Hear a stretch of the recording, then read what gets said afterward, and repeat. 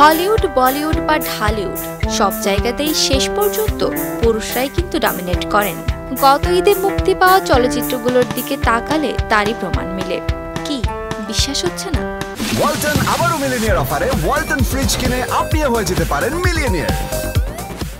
আচ্ছা, ধরুন হুট করেই আপনাকে প্রশ্ন করা হলো এবার ঈদের সিনেমাগুলোতে নায়িকা ছিলেন কারা। আমি নিশ্চিত করে বলতে পারি এই প্রশ্নের উত্তর দিতে আপনাকে গুগল মামার সহযোগিতা নিতেই হবে। কি তাই তো? শাকিব খান, আফরান নিশো, মোশাররফ করিম, সিয়াম, সজলরা ছিলেন এবারের ঈদ সিনেমার হিরো।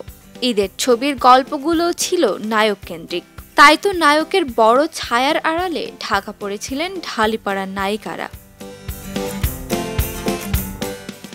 বুবলি, নুসরাত ফারিয়া, তমা মির্জা, শিমু, দিঘিদের সঙ্গে এবার যোগ দিয়েছিলেন ওপার বাংলার নায়িকা ইথিকা পালক। কিন্তু কাউকে তেমন প্রচারের আলোই দেখা যায়নি। সিনেমার গল্পেও তারা ছিলেন শুধু থাকার জন্যই থাকা, যেন পর্দার সৌন্দর্য রক্ষা করার আয়োজন।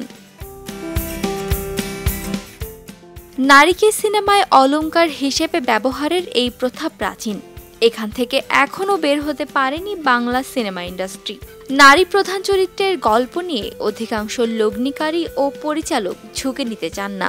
এটা যেমন সত্য, তেমনি সত্য যে যুগে যুগে সিনেমার নায়করাই ফিল্ম ইন্ডাস্ট্রির কন্ট্রোল নিজেদের কবজায় রাখতে চেয়েছেন, আর নারী সে তো কেবল মনোরঞ্জনের উপাদান। কিন্তু সময় বদলেছে, এই ধারণারও বদল চান বর্তমান সময়ের সিনেমা দর্শকরা।